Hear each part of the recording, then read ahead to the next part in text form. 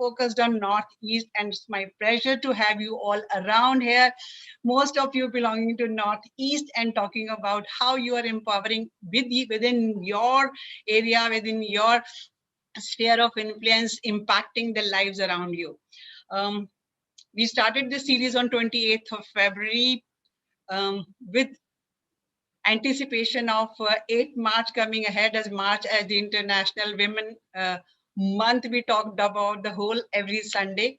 So this is in continuation to the same series. Once again, a very warm welcome to you. Let me show you a few slides, the platform on which I am working as assigned by Dr. Gulshan Sharma, so that we get an idea about where we are and what we are doing and with whom we are associated, right?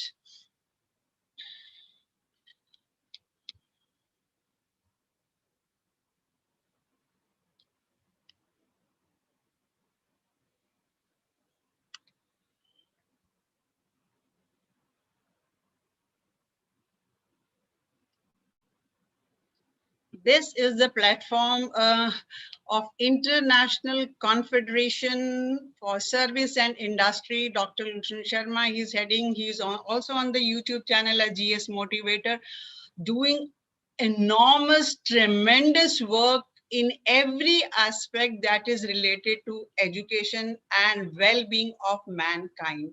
So it's the way he does it all through the day. It's hats off to his efforts and hats off to his tremendous coordination all across the globe to keep this series of webinars going on. So this is International Chamber for Service and Industry, headed by Dr. Gulshan Sharma for India zone that I'm working for him. So how do we make education relevant is the first point, and then how it is putting up the core area of focus, global skills and competencies. As you all know, NEP 2020 talks about skills, competencies, redundancy of the books that the children are loaded with, and talks of more of core curriculum that teachers should be doing. And we are talking about experiential learning, learning by doing, enhancing your skills. There is a wide scope of choosing your subjects also on the platform as per NEP 2020. Look at the kind of various aspects of teacher empowerment, youth empowerment, um, your skills, edu skills, Ayurveda for wellness, everything that he's connected with. It's a very huge platform for each one of us to be connected with. And I think I personally thank Dr. Gulshan Sharma to give me this opportunity of holding these, conducting these webinars by connecting people across Northeast, how they are contributing, whatever can make a human being. I will more focus on that so that we rise above that gender bias that we talk about. Let's talk of gender equality. Let's talk of raising a generation that is talking of and imbibing the spirit of gender equality. So more focus is that how do we empower each and every person, every human being, so that this world is a better place to live in, world full of peace and love all around, care and concern. So warm welcome to all the panelists of today, Ms. Neha Gagar, Ms. Aruna Sarogiji, Ms. Richika Agrawala, and Dr. Smita. I'm here with all of you to share this platform and go on to the audience to share their views, that how each one of you inspired the younger generation with your life stories, with your work that you are doing, whatever you are doing. That's very important for me, all of us to be talking about, so that we can inspire with that. We can inspire the younger generation that what exactly they can learn from this. I will put most of you, barring Dr. Smita, who can go with me in the youth category, that how you are inspiring the younger generation to go on. So I like to begin my day, this discussion with Dr. Smita. Kindly, ma'am, unmute yourself. Dr. Smita Barua, when I spoke to her, such a humble and polite lady, I really had to persuade her to be on my platform. She's a social worker, eco-feminist research. I think every word needs a clarification from her for all of us. Eco-feminist research and reflective writing. a topic itself inspires you. Founder at Haiku Space, Queer Up India. Currently, she's working, teaching at Department of Social Work at Tejpur as a guest faculty. Over to Dr. Smita ma'am for sharing your views that what you could share with the audience all around to inspire the younger generation, even we adults, to do something constructive to make this world a better place for all of us. Over to you, ma'am, Dr. Smita. Ma'am, unmute yourself. Yes, ma'am. Thank you, Very warm Madam welcome to this Veena. platform. Thank you so much. Ji, ma'am. And I'm really grateful to be part of this initiative. Indeed, it's a pleasure to be, it would have been better if it was physical, but we can't help it. We are in this new global order, and we have to adapt to it. And that is what, has also connected us, even though it has disconnected many people, but it has connected us. So we take it forward from there. Madam Bina has already shared a lot about what I have been doing. I would call it like my adventures with life and living. And that's what keeps us a learner always. And as an educator, which is not very long, I should say, I feel that I should be an educator not an educator, rather a learner all my life. I think that is where I position myself. And even today, I'm looking forward to learn a lot from all of you. So I have a small presentation, ma'am. Is it possible to share that? Yes, ma'am. Yeah, Yes, can ma'am. I? Chitra, So, please give her the sharing screen. Just take it out, ma'am. Share screen should be there. Otherwise, I'll ask her. yeah. All right. Can you see? Yes, ma'am. It is on. Okay. All right. So this is where I titled this particular context today, and I don't know what happened. The slides are not on. All right. Yes. So being woman and educated and empowered. Well, there are question marks. I position myself as a social work educator. First, I was a practitioner because I have practiced in social work field for more than 12 years. I continue to do that through organizations, through initiatives, through NGOs, through grassroots movements, through educational institutions, and even individually. So that has been my practice. As a researcher, ma'am has said that I need to unpack the words ecofeminist research. So it's nothing. It's just that, you understand the ecology very close to you in your surrounding, and then how you understand it in terms of the inequities or inequalities which exists around our surroundings, and how the feminist perspective has addressed it. So there are many Indian feminists actually who have inspired me, who have really shaped what I stand, or where I stand, or what I do. So there are a lot of women farmers that I work with, used to work with, I should say now because of lockdown, but definitely a large part of my journey has been shaped by the communities of women across the farms, across, cultures, communities, hills and valleys, in remotest of remote corners in the northeast of India. So that has been my ecofeminist practice. And that's what emerged through my research, which is called the Women, Ecology and Livelihood in a Chakesang village of Nagaland. So that is the type of work that I have been engaged with for last almost 15 to 16 years. Writing, it's been a passion since as a child, and then with poetry, initially out of fear of exams, so I used to write things like exams are near, days are of fear, no parents are in full gear, those type of poetry, which was the base of kind of writing as a child in class 5, 6, 7, like that. And then it emerged, and today I write in different media, different platforms, etc.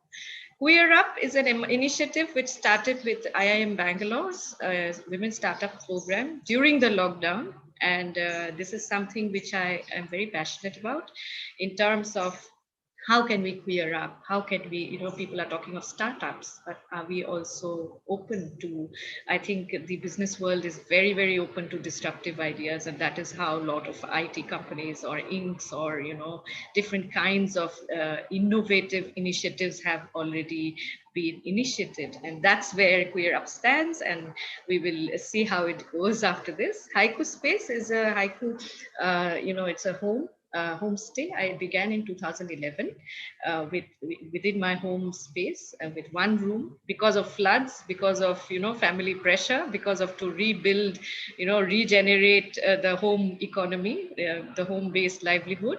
So that is how I started, with a lot of resistance from different quarters, and with little bit of salary money that I used to earn those days from TISS, Tata Institute of Social Sciences, where I worked as a faculty, and was also continuously doing my research because I was teaching livelihood and social entrepreneurship. So when you said about self, experiential learning, I used to feel that what will I tell students if I don't have an initiative of my own, So that's when I began this small bamboo room.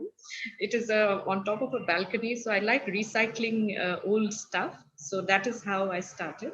And today it has taken the shape of Haiku Space, where we organize storytelling workshops, where we organize different kinds of innovative programs, and people come and discuss, or they can use it as a space to connect. Very, very small, tiny space. But yes, it is somewhere wearing up certain things. I'll go ahead with the presentation because this is a very important topic that I have been assigned when it comes to education, empowerment, and women. So let me go ahead with that. Uploading women. We are so used to these words, upload, download these days. So I'm just adding it, okay, in my presentation also. So assigned female biologically at birth. So this is something which we consider or normally understand a woman with, somebody with a vagina, somebody with a, menstrual journey, somebody with a, with a kind of nurturing self, somebody with various kinds of such biological elements. Then socially upholding a women's identity. So within society, you uphold a women's identity. So that's a very important structure that a woman upholds. Then fulfills a beneficiary criteria. A lot of programs and schemes have these beneficiary criteria that you have to be a woman.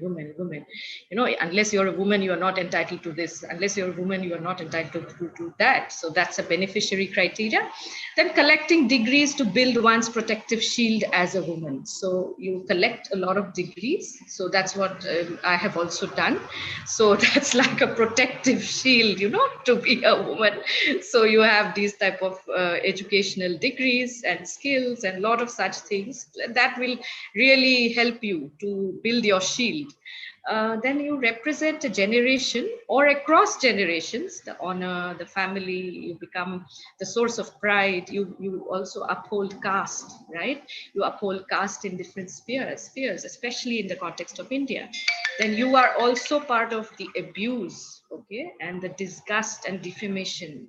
So these are also equally relevant to the context of a woman.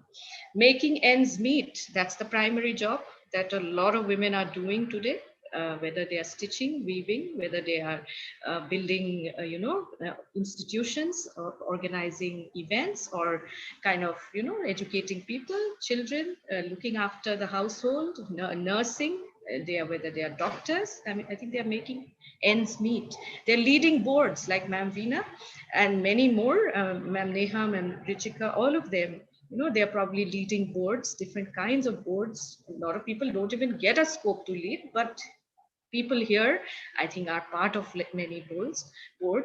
Holding a chair, we try to also, we are positioned nowadays in a chair, given a chair. Most of the times women are not even given a chair, in the context of places where I have worked, because there is no space for women. Okay, so in a council, in an assembly, in a body of decision making, there is no space.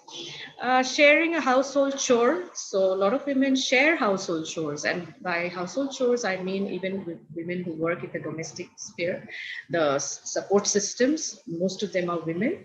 Then they weave a culture as a women, So I'm sitting in front of a woven culture. This is a Mishing Ege design. It's a wall hanging. You will find it in many places in Mishing areas. It's part of a mekhela actually, which a woman wears. And Ege, that's a sarong, and this is woven, and now it is marketed in the form of a wall hanging as well. So a woman weaves a culture, which then becomes a livelihood product and things like that. Being a victim of a crime, a lot of women are judged by the statistics of NCRB or NFHS or SRS or NSS or census. You know, we are also judged as a victim of crime. So whether it is rape, whether it is molestation, whether it is harassment, whether it is eve teasing, whether it is, female feticide, whether it is inequality, I mean, you name it, we are there. We are all the time there as a receiver, most of the times. And we are survivors of inequality, bodily disgrace, failed asset. We just failed assets. What's the point in investing in women? I mean, after all, she's a aurat zaat hai. I mean, that's how I have heard in many fronts. A witch of dark ages. A lot of women are witches also, considered witches if they are progressive, if they are questioning, if they are asking the right questions also. And dumbhead without reason. A lot of women are dumbheads also. Without, you don't have reason, you don't have, you're too emotional, you're too rounded, you're too vulnerable, you're too gullible. Anybody can take you for a ride, etc. So that's how it is. We are also public shame when we are open. We have a price tag when we are sold out for whatever, whether it is our brain or the hands or the vagina or the legs. I think we become public shame. A private toy. We are also private toys, and a domestic slave, and an unpaid labor, manipulated voter, an opinionless object of patriarchy meant to nurture and reproduce. So who am I? Is where I upload women, firstly in this context. Is women equal to gender? Ma'am was just starting and putting a very important context, and where she said that let us also talk about gender equality and gender diversity, I would add, right? So the diversity in women are in the gender expression, the sexual orientation, and the gender identity. I think all these three elements will be integrated or ingrained in every human being. It's how you express, where you position yourself, that defines who you are, whether you identify as a biological woman or you identify as a transition woman, it's up to you. And how we understand gender from this lens becomes a position of power, position of agency for all of us. But mostly the tendency is to equate women is equal to gender. And that is where I think we are falling in terms of the Gender Empowerment Index. We are falling in terms of various other contexts. So we need to understand this aspect. Knowledge, let's come to education. In fact, knowledge and education, we use it correlated quite often. So I have just made some parts in it. So we have a red a rectangle and all shapeless curved and contours I have created. Here we are talking of knowledge sharing. We share knowledge, we create knowledge, we apply knowledge, we integrate knowledge, we promote knowledge, we restore knowledge also. So that is what education does. And then we enhance skills. Like some of you probably are so skilled, and I'm sure I'm looking forward to listening to you as well, and the knowledge and the skill that you share, and the skill improvement, skill creation, skill generation. This is something which is also an extremely important need. Some skills are inherent, these are intergenerational. People are already having it, like a grass coat, people weaving a grass coat, in an 80-year-old farmer's house. I learned that. I learned in a farmer's house how to understand seeds and how to differentiate, how to save seeds. I think these are skills which we are not conversant with. We are very conversant with applications. We are very conversant with mathematics. We are very, very conversant with coding. We promote these things so much, but lockdown has taught us without food, we cannot survive. And how do we create food? It's not only the online order that we can manage our lives with, right? So these are so many other skills that we need, isn't it? Then it comes to the attitudinal developments, the changes, the positionalities, the practices, influences, reflections, the attitude. Sometimes we get into this mode of attitude that if I am a 8th pass, 9th pass, 10th pass, okay, if I am this, then I've had it, like I know everything, right? I feel even after this PhD, I feel I just don't know anything, just don't know even a tiny thing also. I learn every day I'm proved dumb. So it's been like that. So it's again a journey of rediscovery as well. Okay. Then the aptitude to engage, enhance, aptitude to apply, aptitude to innovate. I learned all these online things now at beyond 40. I wish I was like 4-year-old or 3-year-old. Nowadays, these 3-year-old, 4-year-olds knows how to deal with the machines, the computers, the mobiles, and everything. So the aptitude, it's also very important, especially for women. So I've not given up on that. I took a break for work my life out, even during my PhD and everything. Even though I got resistance from my workspaces and people started laughing at me, what are you doing? Why are you spending so much time in the library? Don't you have a family to go to? Don't you want to do this? Don't you want to do that? Why are you studying? Are you a fool? You're studying again. What's wrong with you? I've heard all that. But I learned. Yes. I think I have to wrap up, right? Okay, Right. right. So empowerment, women and education, women, anybody identifying as women. Educating is educated in education, beyond education and across education, and empowerment within oneself, around others, across generations, beyond intersections, and empowering from personal to professional to political to post-colonial perspectives. So this is how I locate empowerment. I had used certain elements of my research work also where I located empowerment. Some of it is, of course, also drawn from Naila Kabir's understanding of empowerment that I'll come to. This is the cycle of empowerment that I'm looking at, which starts with constitutional equality, which is ensured for each woman in this country, and then which goes on to social equity, economic equity, ecological equity, political equity, and gender equity. Because when I say empowerment, I understand it also from the equity context, apart from being equal. So that's very, very important in the context of India. This is Naila Kabir's perspective on empowerment, where she locates it from women's agency, the power to be, that how you use your agency to be, and the power over. So the positive context is the power to be, how you realize your potential, etc., and the power over. So that is the power over something. That is the negative understanding of agency or women's power. So we are often confused, or we are often drawn into these two elements, and we need to understand why and how and what helps us, right? And powerlessness analysis is something which I had done in the context of my field research. Within the homes, how within domestic and intimate spaces you have powerlessness, and outside the homes, within public, professional, and political spaces, you have powerlessness. So this also positions us somewhere in the context of empowerment. And that's it. Thank you. Thank you so much. I think it was wonderful listening to you. And I must say the first slide, which highlighted every aspect of discussions or the views point that every person must be looking at, that first slide was the most powerful slide that you had. Thank you so much for sharing your views. I'll come back to you on certain aspects if we have time towards that.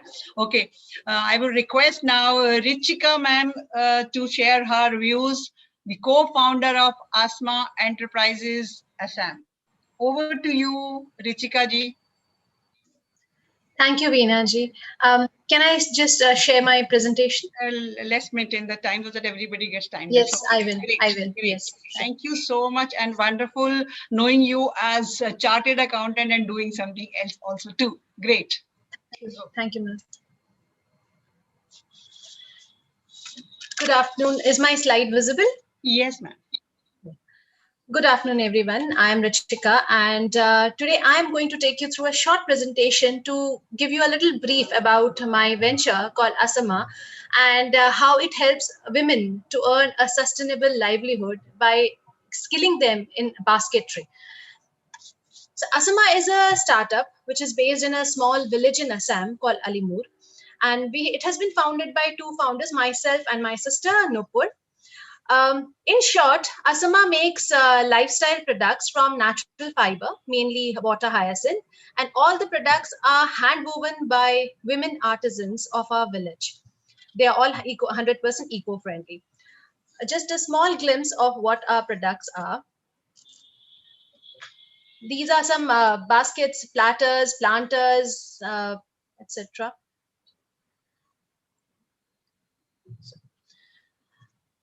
Asama, all products are made out of a plant called water hyacinth. This is a weed which inundates the water bodies. And by removing this plant, we help the water body have more biodiversity. Now, this plant is like women. It looks very delicate, but it is very strong and sturdy. You literally have to cut it apart to destroy it. These are the dried stems, which are then woven into baskets. Asama was started in July 2020 at the peak of the pandemic. What led us to start was that the plight of the artisans. The pandemic affected everybody, but the artisan community was the worst affected because since in the absence of physical stores, their sales was completely negligible. When we visited one of the artisan community in July, we learned that their earnings was just 1,000 rupees per month. And not only because of the pandemic, it was also because the design, the products were not classy and the product mix was not the right kind of thing. So these were the existing products. That is when Asama decided to step in. We started as a marketing channel for them, but we soon realized that they needed more than just marketing for themselves. So then that is when we decided that we have to get into skilling those people so that they learn, unlearn, and relearn the skill. We organized our first training camp in October 2020. We literally had to go to the villagers' house one by one and request them to attend training. Somehow we could manage a batch size of 20. This was the training session. This is Monica, our first weaver, Dipshika, our star performer. This is Munni, and then this Dipanjali. They have all got like magic in their hands. After a lot of repeated iterations of training, now they have become skilled, so skilled that any design we give them, they are just able to execute it to perfection. As on date, from zero to till now, we have 40 artisans working with us. Their age ranges from 18 years to 50 years. Their education background ranges from below matriculate to graduate.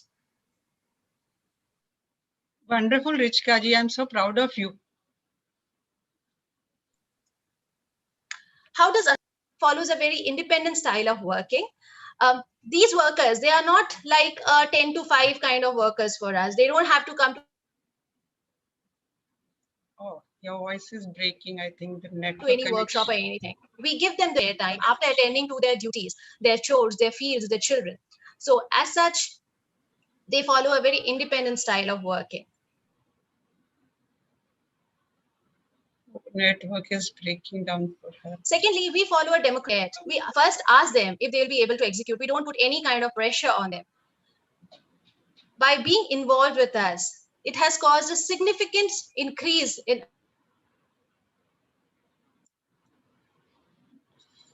earnings by just one basic skill, housewives, but now they have been earning about 7 to 10,000 per month, and so much so that even since this earnings is so significant, their families have been cooperating with them to a large extent. There have been cases where mothers-in-law have also learned skills from their daughters-in-law so that they help in some processes of the basketry. their spouses do run errands for them. They run. I mean, they bring to us the raw material and the finished product. Their children help them in every way. When we started, we had to request people to come for training, and now seeing their success story, a whole village has been mobilized, and it has we receive a request for enrollment for the next batch of training every day. About 2 to 3 applications every day we receive. Just a few success stories, impact stories rather. This lady here on the left side is Harukmani. She's a single mother. She used to be a matron in a town which is 50 kilometers, matron for a hostel in a town which is 50 kilometers away from the village. Every day, every week, she used to go on a Monday, come back on a Saturday to be with her family. After being associated with Asama, she has left the job, and now she's able to concentrate on her family and earn a decent livelihood. The lady here on the right is Dipshika. She is a graduate. She got a job offer from a tea garden, and which required her to travel a lot. She refused, and now she's still working with us. So that's the kind of impact Asama has been having. One lesson we have all learned from the pandemic is the merit that is involved in creating employment opportunities without relocating people. Asama is a small step in that direction.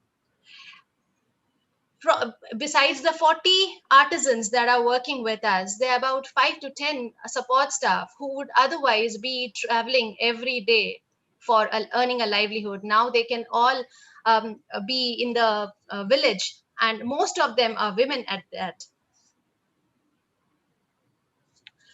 People speak about their vision at the beginning of this presentation. I'm speaking about it at the last so that it remains with the audience. Asama aims to create elegant lifestyle products from natural fiber, which is a confluence of culture, style, and affordability. All activities should be aimed to create sustainable rural livelihood and should be environment friendly. I request everyone who is seeing this presentation to visit our social media pages on Instagram and Facebook and support us in a small venture, because we aim to empower these rural women by teaching them a very proper skill which is neat and clean and which is appreciated all across the country today. Thank you. That's all. Wonderful, Richika, listening to you, and proud of you doing such a work to really empower these women financially, making them self-independent, making them really earn a livelihood for themselves. Wonderful, wonderful. Keep it up. Keep up the good work, right? Now I would request Neha ji to talk about her Vachya, because she's a founder of that organization, and she's all of them chartered accountants and moving on here and there. That's a wonderful thing to know of us. What will happen to the accounts and everything at home? That's also very important. However, it's a pleasure to have you, Neha ji, around here. So over to you. What is Vachya doing, and how did you shift from your chartered accountancy to this kind of aspect? I've read more about you on the platform, on your profile also. However, I would like you to share that story with the audience. Over to you, Neha ji. Thank you so much, Meena ma'am. It's a pleasure to share the dais with you. Good afternoon, everyone. I'm Neha Gaggar, and as ma'am has already introduced, so my journey goes like this. I am a qualified chartered accountant. I worked with Larsen & Toubro for 2 years in Chennai. And then I always had this passion to be a people's person. I felt that I am a people's person, and that led to me following my calling, and hence I ventured into the field of soft skills training, which led me to this venture of mine, which is called Vachya. So at Vachya, we provide different soft skills to different age groups, right from children to senior citizens, and soft skills pertaining to different areas like public speaking, like interpersonal communication. Then we have interview skills, induction training. We have corporate trainings like employee trainings related to teamwork and so on.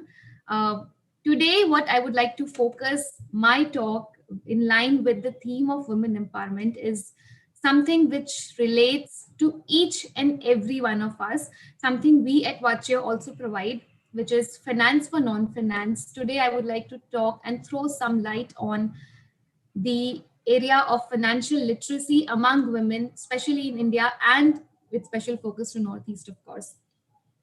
So here goes the story. Few days back, I did a follow-up call to one of my clients. So she is a mother of a 10-year-old, and I reminded her that, ma'am, your payment is due. Could you please make the payment? And upon this, she replied that, Neha ji, actually, my husband is out of town, so he's unable to deposit the check. So I'll just I'll just get it done a few days later. And then I told her, no issues, ma'am, you can just do the online transfer. She took a few seconds, she paused, and then she replied, actually, I do not know how to make an online payment. That led me thinking, is it just her, or is it so many of us who are still behind in this whole area of financial literacy? What do we mean by financial literacy? I'm going to ask a few questions. How many of us women actually pay our own postpaid bills and keep track on it? How many of us women are aware of the bank balance that we have right now? How many of us are aware of the interest rates that different saving banks account provide, that the FDs provide? How many of us are aware of our own insurance policies or take part in that decision making? How many of us actively participate in deciding where our savings will be invested? Are we aware of the different financial instruments? And are we aware of what are the details of the assets and liabilities that are being put into our income tax returns? It's a question that we need to answer, because research shows certain very sad results. As per Standard & Poor survey in 2015, globally, 70% of women are financially illiterate. And in India, it is 80% of the women, which is, I think, a huge wake-up call to us. In 2017, there was a study in US where 80% of the older women could not pass a basic, simple retirement financial literacy plan. And just think about the case in India. It's a huge wake-up call for us. Are we involving our daughters, our mothers, our wives enough in the financial decision-making? Because traditionally, the men have been taking care of all these responsibilities and the women have been left to manage the simple household expenses. But just imagine if more than half of the economy gets involved actively, what a positive outcome it will be. How is it going to help? Being financially involved and being financially aware will help the women in case of any kind of emergencies. Emergencies like any unforeseen medical emergency, like sudden death, separation, and so on. Because these emergencies will already have so much of emotional turmoil, and when women are not in a state of financial knowledge, it will only lead to further deterioration. Children influence. If we want to build the next generation, which is financially aware, then the parents have to be so. As per a study date in 2009 by National Endowment for Financial Education, it is seen that parents have the biggest influence on the financial habits of the young adults. The biggest influence is directly by the parents. Only then we have the schools, and only then we have the higher studies and the work experience, which means that both the parents need to be financially smart. I would like to repeat, both the parents, the mother and the father. We cannot afford for the mother to not be financially aware and smart, because that has a direct impact on the child. The sad part is, even the women who are working, they do not take care of their own finances in many cases. The investment part, the wealth creation part is all just passed on to the men. But is it okay for us to continue to do so? Because we have to involve the women. Only then the women will become more confident and feel more independent. We talk of empowerment, and having financial inclusion is one major step towards making those women feel empowered in the truest sense. So what can we do to make women more empowered? This has to, of course, start from childhood itself. But what I feel is, despite any age group, let's start getting aware ourselves. Everything starts from me. So I need to be more aware. I need to be more aware of whatever is happening in the economy. I need to be more aware of personal finance management skills.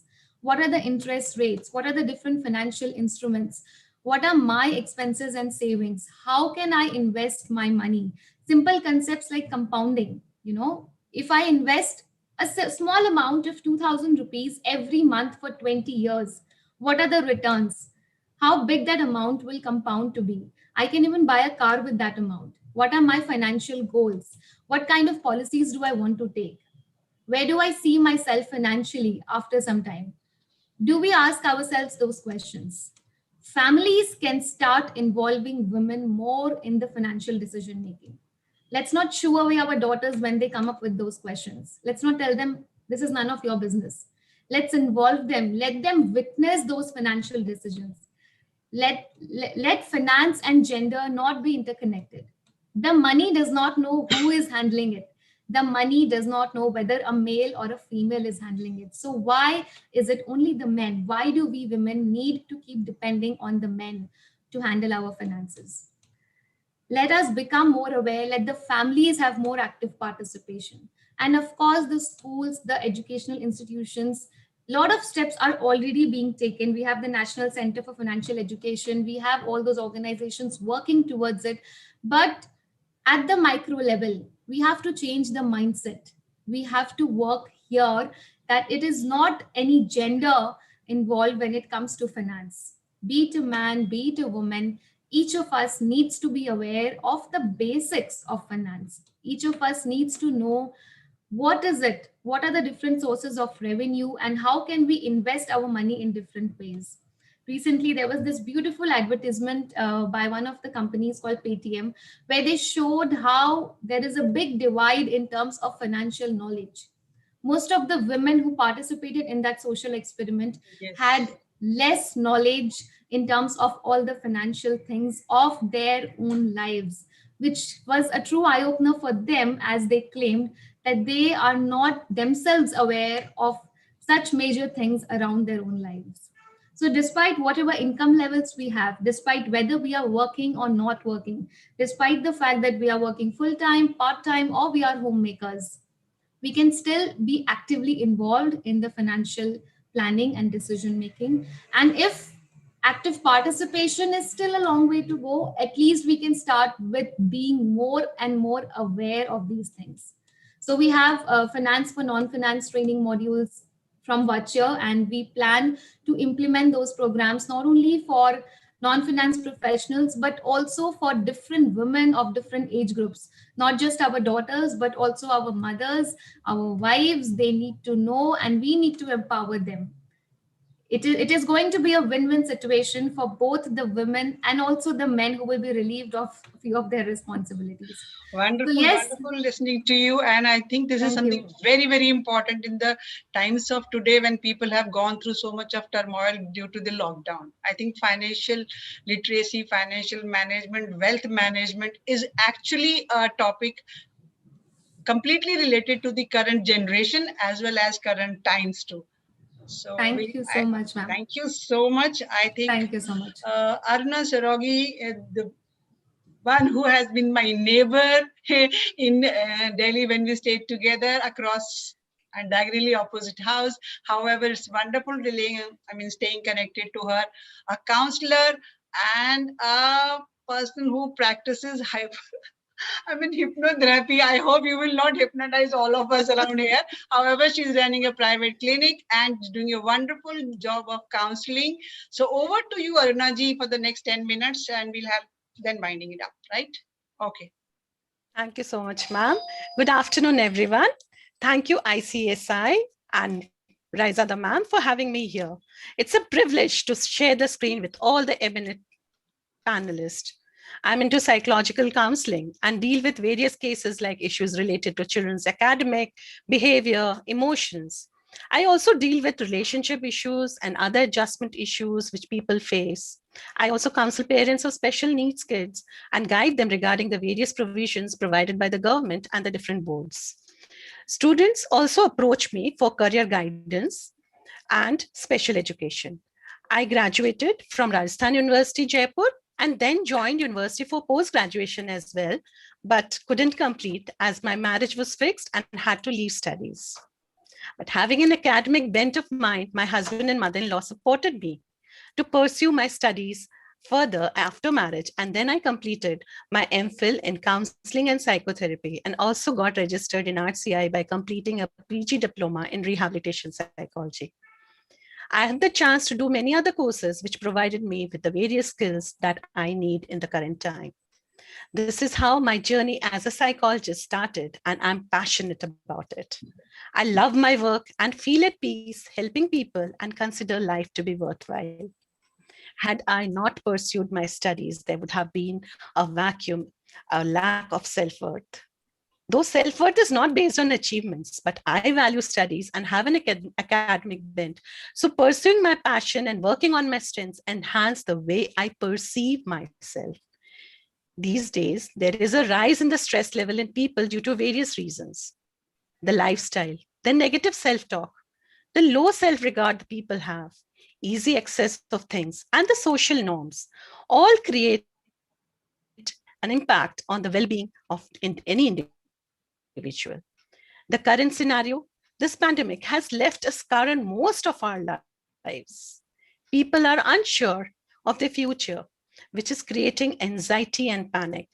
Self-worth is an attribute which can help us sail through this testing times.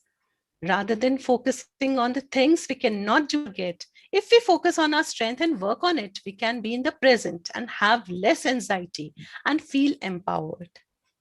The role of self-worth in women's empowerment is remarkable. Self-esteem is something that is considered to have a positive impact on any individual's health. It is a personality variable, which tells us how a person feels about himself. One of the psychologists, Dolan, in 2007 describes self-esteem as an internal perception of how competent we can work, live, and share and fully develop as balanced individuals. So positive self-esteem provides us the strength and flexibility to take charge of our lives and grow from our mistakes without the fear of rejection. It also helps us and enable us to solve problems with an independent and cooperative attitude. Self-esteem is important for all of us, especially the women, as it's a known fact that since ages, women have lived under the rule of the patriarchal mindset of Indian society. Be it your father, your brother, your father-in-law, your husband. All women have faced dominance in their lives by the male members of the society, of the family as well. The importance of self-esteem cannot be underrated. Low self-esteem affects our behavior, thoughts, our confidence, our happiness, our success, and thinking in a major way. Having positive and high self-esteem help us to determine who we are, what we want, and what we deserve. It can help us know our true self and give us the courage to move on if things don't fall in place. Our self-esteem helps us in many ways. Life becomes simple and easy with more stability.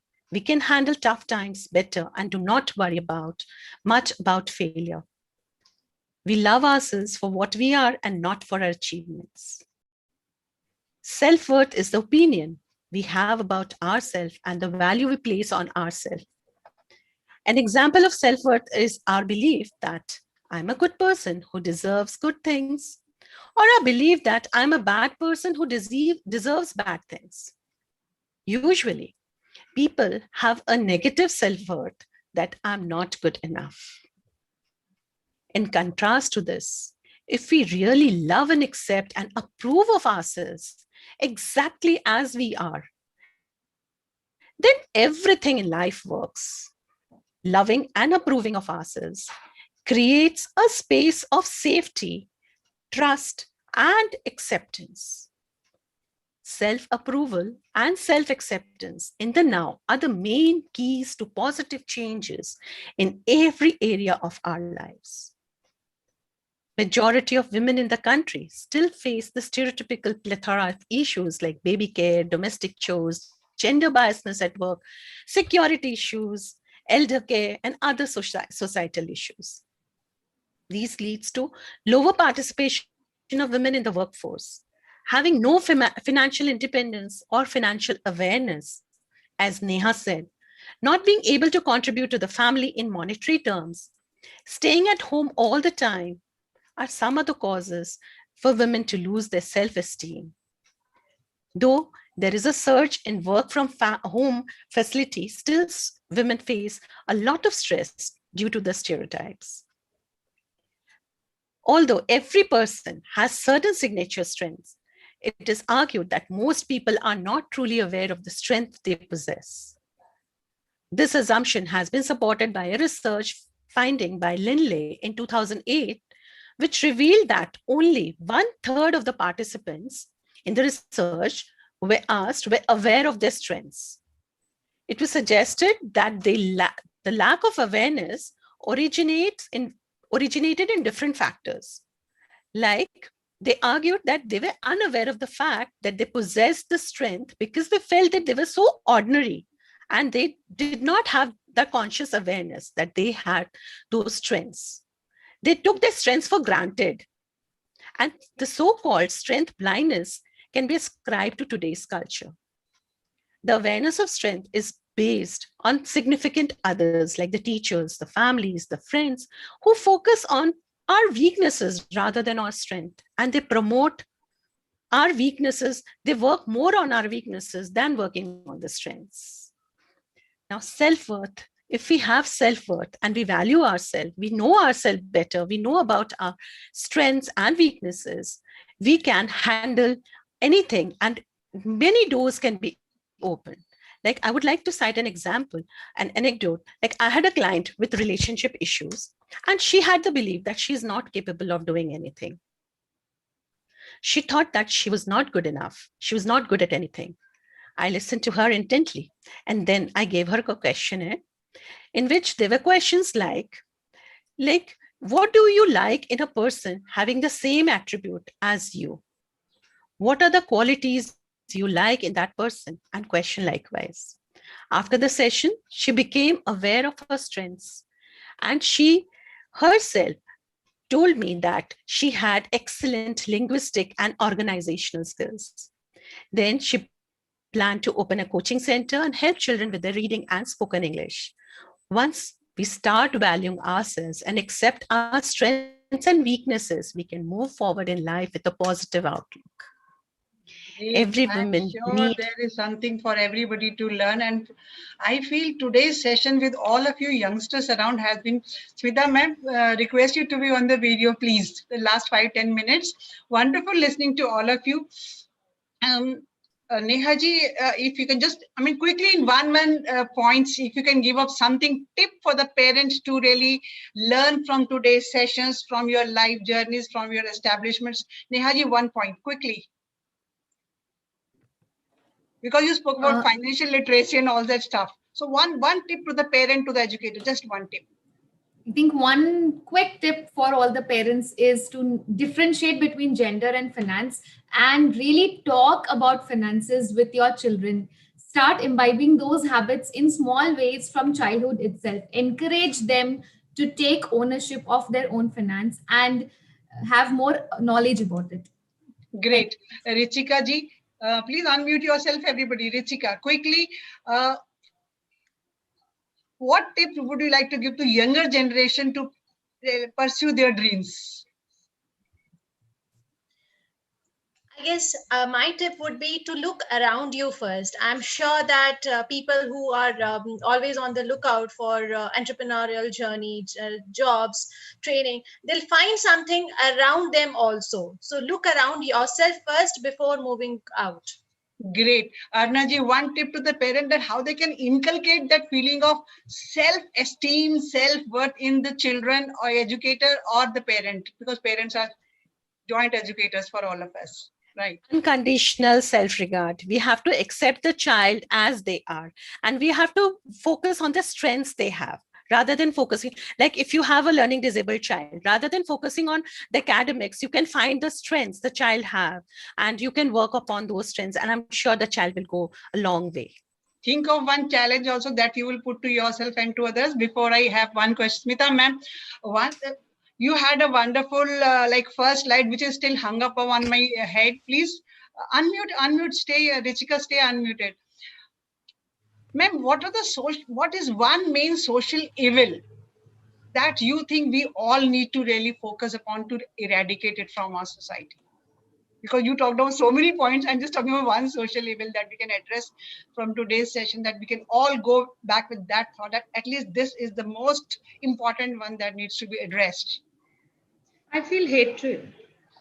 Oh, that's so good. I think the whole world needs lots of love and peace, especially in these times. I think these times are so delicate where families and everybody is going through so much of turmoil because of financial as well health, as well as being isolated into your homes for such a long time. Wonderful. So acceptance and hatred. Acceptance as they are, as people yes, are. Arunaji is also on the same point, that hatred. accept the way you are, so stay there. Okay, one challenge that you would like to put for everybody and for yourself. What do you choose to challenge? Because that's the campaign for the International Women Year that is going on with that. So what do you choose to challenge? It was a question put to me. Sorry, everybody has to give me choose to challenge. I choose to challenge what? Richika, come on. Challenge my comfort. Ma'am, can I say? Yes, Arunaji. Yeah. Challenge my comfort zone and okay, come out challenge of it. To move from its comfort zone if you want to really have self-confidence, self-worth, and be something to show the world that I mean something. Yes, Richika ji. I think challenge yourself that you can also earn. Make some kind of livelihood for yourself. Like challenge to everybody. Choose to challenge your own potential and be something that you can be. Yes, Smita ma'am. Choose to challenge what? I think I choose to challenge, repetitiveness. Oh, I want great. Something I want new should innovation. Come up so not just cloning.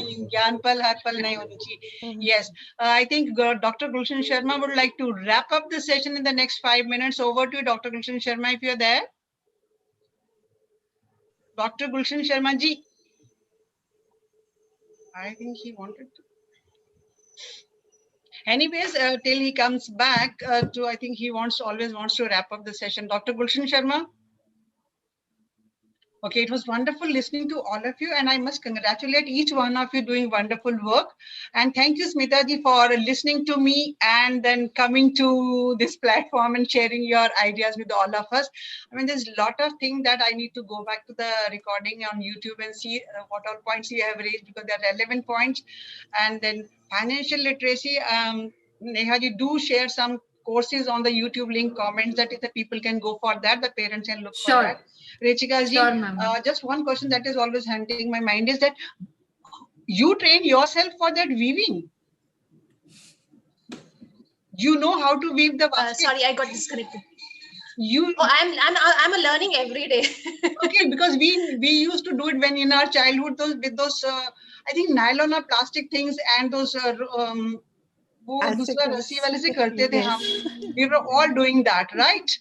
So yes. So I was wondering when you were saying learning that every day, and that is not bamboo. What you are using is no, that's bamboo. Water hyacinth. No.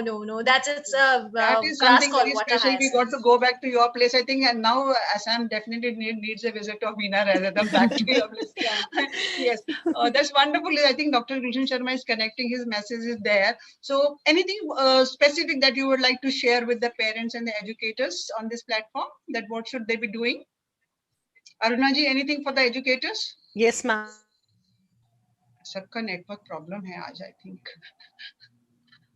Would like the educators to accept the kids, as I had said earlier, like still I feel there is less of acceptance from the educators, and when they filed a child with special needs, they just don't want them in their class, though we have inclusive education and we can't deny to children, but still this is happening. I have done it as a principal. I have worked myself with quite a few children, and many of them have done well. Therefore, I've always had a question for my counselors also. that Yes. labeling the child at the younger stage is a very, very Yes. negative aspect, both for the family and for the child. So For over the to Dr. child. Gulshan Sharma, sir.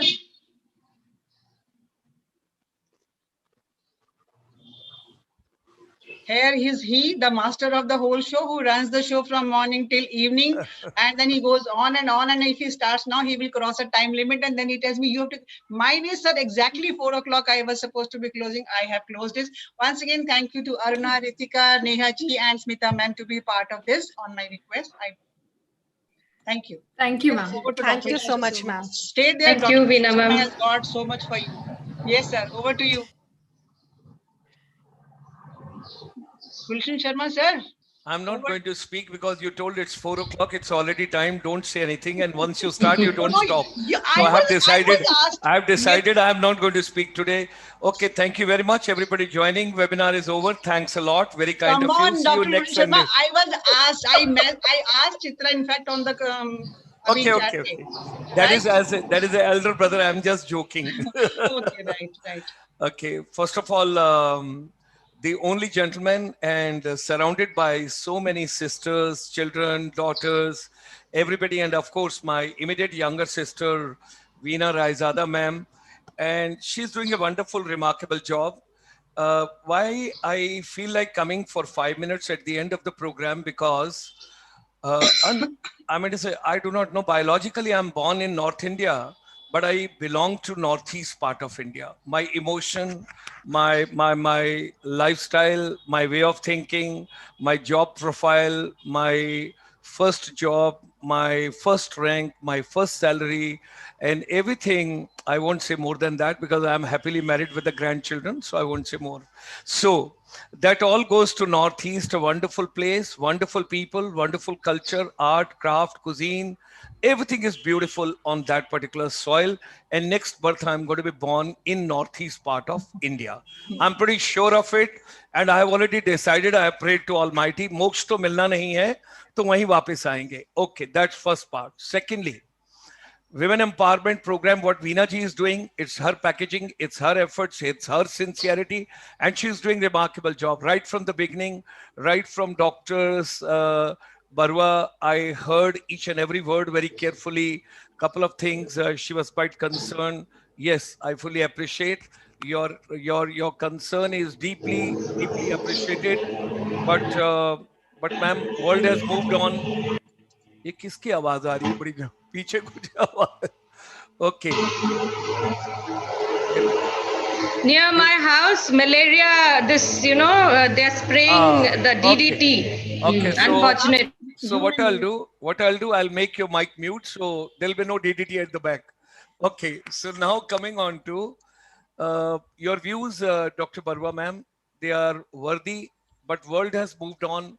Let's not stick too much to that. And we all got to be totally opened up. There are good people also on this soil and nice people also on this soil, and we have to take care of. And what Madam Neha Gaga told, as a chartered accountant, I will take that word very carefully. India cannot become 5 trillion economy unless women become the partner in each and every field of India. And Veena Raizada ma'am gets a seat in the Rajya Sabha. It is not humanly possible till that time. And when you talk about Neha's Larsen and Toubro, it is something very important to take over there. Interesting. What I would like to share that Larsen and Toubro's chairman is at present the chairman of sector skill councils, that is NSDC, right? When you talk about NSDC, the chairman over there being appointed is from Larsen and Toubro. And recently when their institution was opened up by the Honorable Minister, and that time Mr. Nayak was there. So Neha has got a dual responsibility, very big responsibility. And in future, you be ready coming Saturday, 8 p.m. in the evening, you have to come.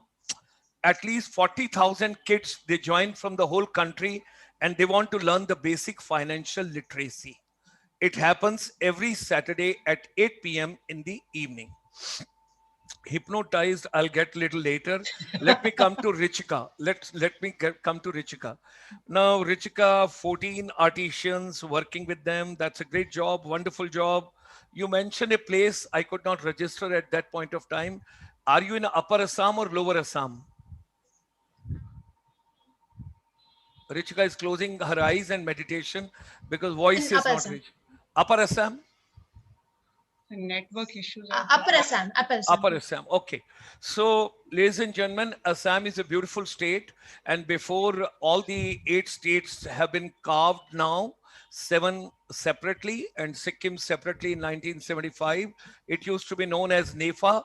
Northeast, everybody should know.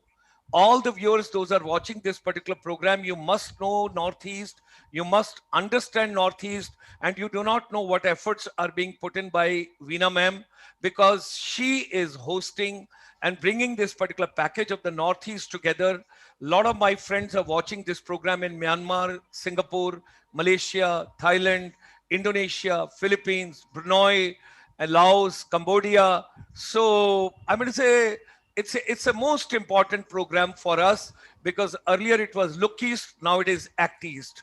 And we are acting in that particular direction with Veena Raizada's ma'am efforts.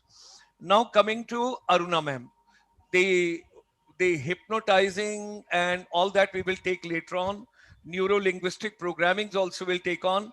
But as a neighbor of Veena Raizada ma'am, we give you a special gesture. Why don't you organize one separate program with Veena ma'am on counseling session? Because she's getting a lot of people separately, like Neha has to come for finance, and we will get her along with our senior advisor on Saturday at 8 p.m. We'll club into that program, because we are talking nowadays about Sector Skill Council. What are the programs which are given free of cost for the children? Last night only we had a program, and there we talked about the Sector Skill Council, BFSI, and there is a banking, financial services and insurance. And ladies and gentlemen, all the children, what happens is there is so much being done by government, but the right information do not reach you at a right time, at a right place. You have got so much of difficulties. Richika wants to do a lot, but the moment she opens her mouth, she gets into meditation because technology is not helping her. And that time, the internet goes from there along with her sister. She is trying her level best. So first of all the people in the government, those are listening this particular program, let's give a better bandwidth in the Northeast part of India. Let's give better device to every child in Northeast. Okay, so there, I wish to tell, there is a 16 hours program, 8 days program, 2 days every day. It's a free of cost program by Sector Skill Council, and it is known as Basics of Banking and Insurance Services, and it is a scholarship program of the Government of India. Everybody should know, and every child should know, and nothing stops. At any age you can learn. I learn every day from Veena ma'am. Every day I learn from Singapore. So much. She is telling Pranam. You should keep telling to elder brother. Yes. Okay. So coming to now, one more is left over. Richika have covered, Dr. Barua have covered, and हम जा रही थे आज. Aruna, I have heard. Sorry? We were Achha, only Chari told the. of us today Chari the. because Okay. time limit. Basically, I was reading a lot of comments of the children also, so that's why. Now the last final question, 1,000 rupees. Okay, 1,000 rupees for the audience. It can be for the participants also, but participants got to reply. Those are in the panel. You got to reply in 15 seconds, and participants in 30 seconds. Okay, because then only you can become the winner. Which is the first state of the Northeast part of India which has sent 6 girls in Sainik school? Which Sainik school and which state has sent? 15 seconds. Your time starts now. कौन बनेगा करोड़पति? पहला answer 1,000 रुपए का, ये भी 1,000 रुपए का.